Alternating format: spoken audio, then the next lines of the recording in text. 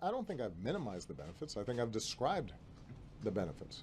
If at issue in Keystone is not American oil, it is Canadian oil that is drawn out of tar sands in Canada. That oil currently is being shipped out through rail or trucks, and it would save Canadian oil companies and the Canadian oil industry an enormous amount of money if they could simply pipe it all the way through the United States down to the Gulf. Once that oil gets to the Gulf, it is then entering into the world market, and it would be sold all around the world. So there's no, I won't say no. There is very little impact, nominal impact, on U.S. gas prices, what the average American consumer cares about, by having this pipeline come through.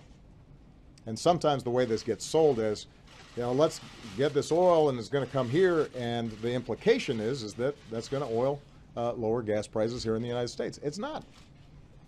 There's a global oil market. It's very good for Canadian oil companies, and it's good for the Canadian oil industry, but it's not going to be a huge benefit to U.S. consumers. It's not even going to be a nominal benefit to U.S. consumers. Now, the construction of the pipeline itself will create probably a couple thousand jobs. Those are temporary jobs until the construction actually happens. There's probably some additional jobs that can be created in the refining process down in the Gulf. Those aren't, completely insignificant. It's just like any other project.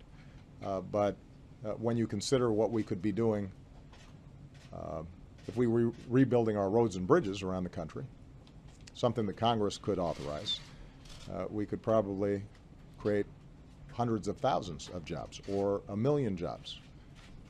So if that's the argument, there are a lot of more direct ways to create well-paying American construction jobs. And then with respect to the costs, all I've said is that I want to make sure that if, in fact, this project goes forward, that it's not adding to the problem of climate change, which I think is very serious and does impose serious costs on the American people. Some of them long-term, but significant costs nonetheless. If we've got more flooding, more wildfires, more drought, there are direct economic impacts on that. And as we're now rebuilding after Sandy, for example, we're having to consider how do we increase preparedness and how we structure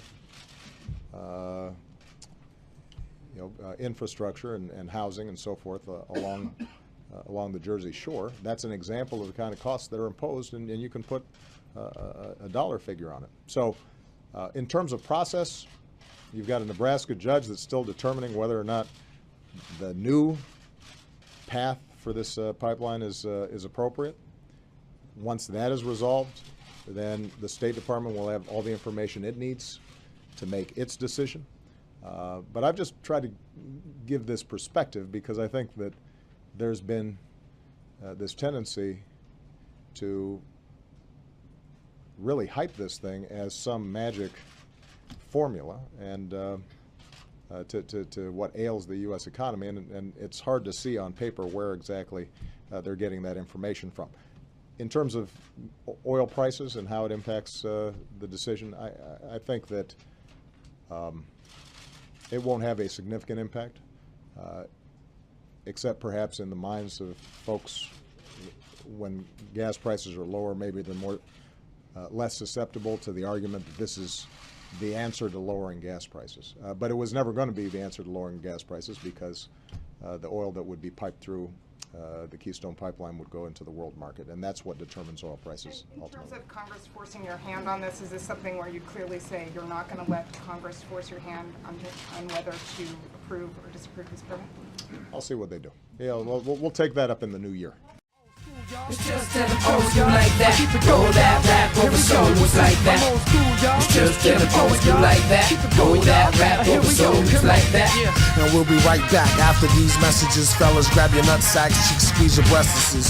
We ain't all that grown, it's still funny.